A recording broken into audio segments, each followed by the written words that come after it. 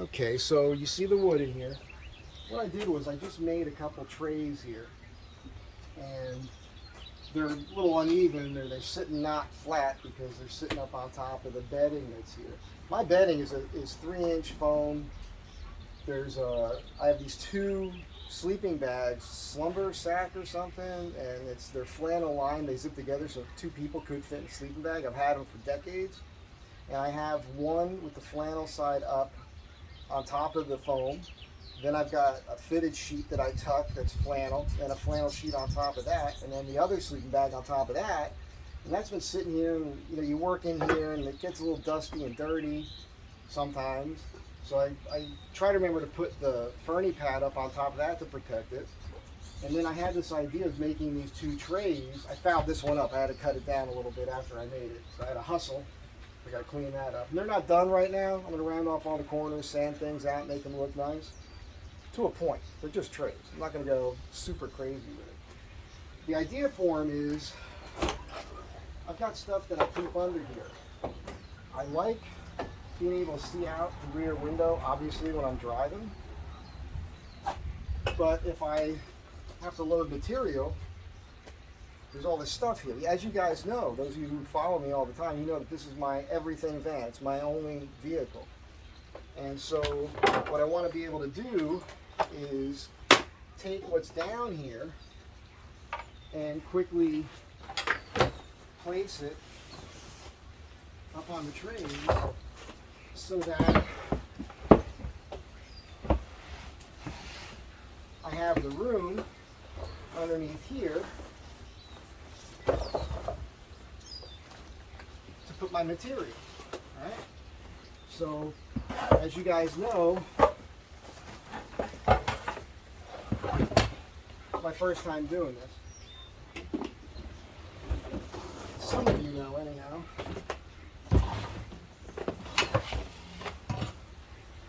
There's a few more things up front there, but all that would fit up there.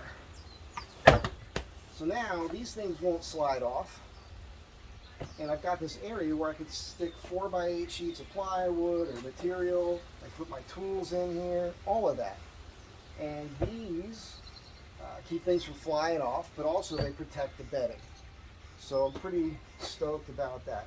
You're also going to notice in the video how much the truck is leaning. The only thing I can figure is most of the build is on this side. So, and you guys know that the gas tank is slightly off center to the driver's side. So I figure with all the weight that's kind of on this side, that's just how it is.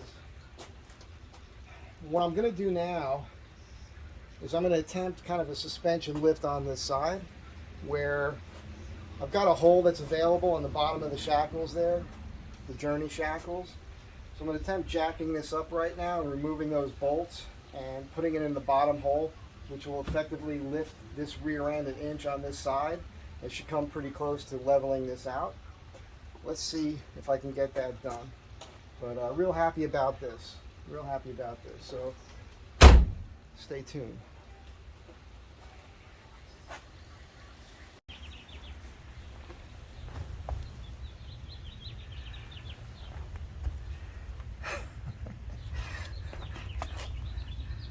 Yeah, because I didn't know what I was doing. I had to disconnect the airbag, I had to disconnect the shock. Dropping this. Once I realized I had to disconnect those two things, I could drop it again. I was able to get this bolt out.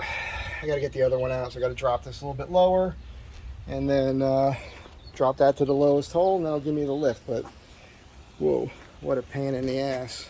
Woo-hoo-hoo. Okay, so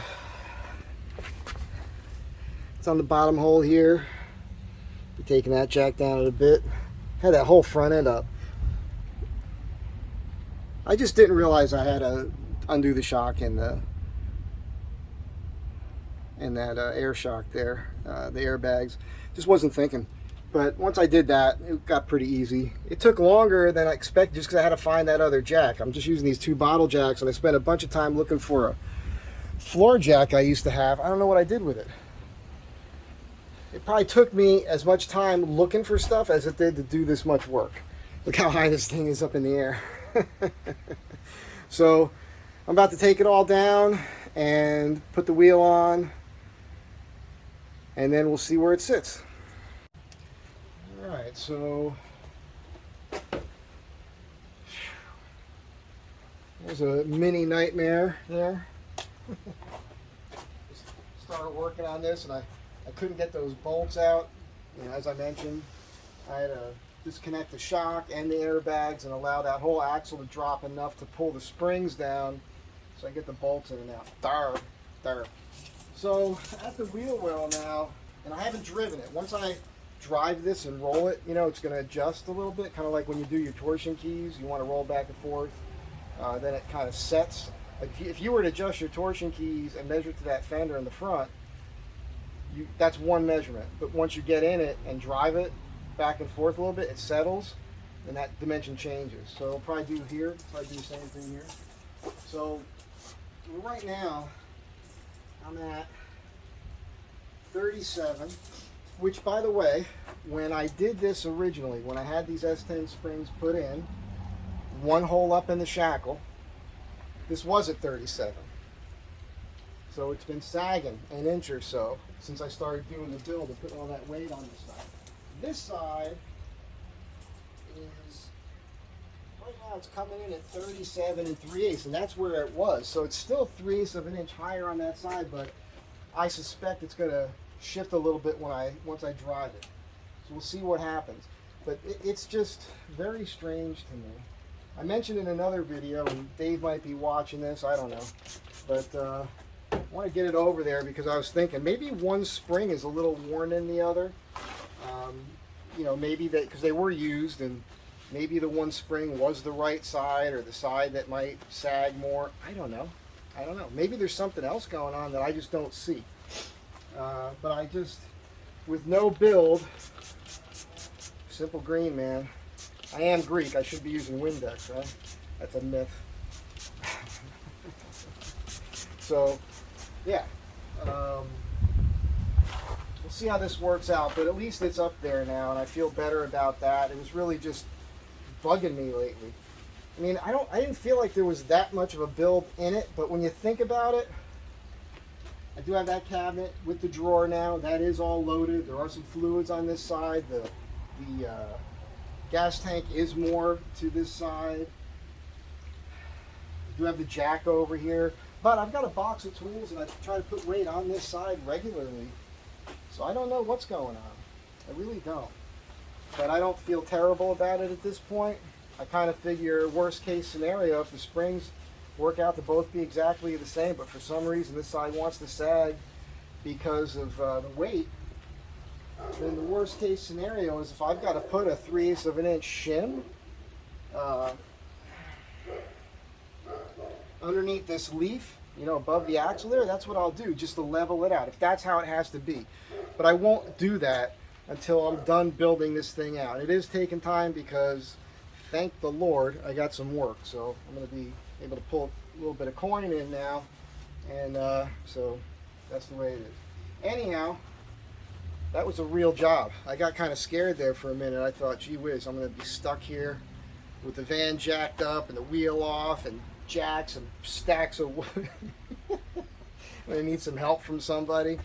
But no, you know, you just never give up. Never give up, never surrender. Don't be a sucker.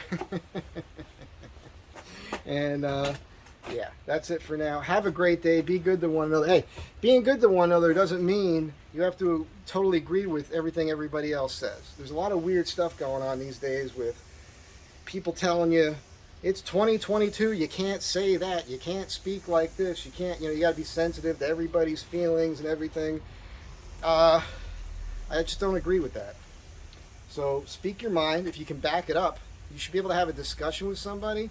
But if they can't, if they're just attached to emotion, then there's only so far that conversation can go, right? This whole thing where they're just, everybody's fixated on feelings, that's ridiculous to me. I mean, you shouldn't purposely be trying to hurt anybody's feelings. I try not to do that. But if me just being myself rubs you the wrong way, that's not my problem, that's your problem. So stew on that one. And again, have a great day.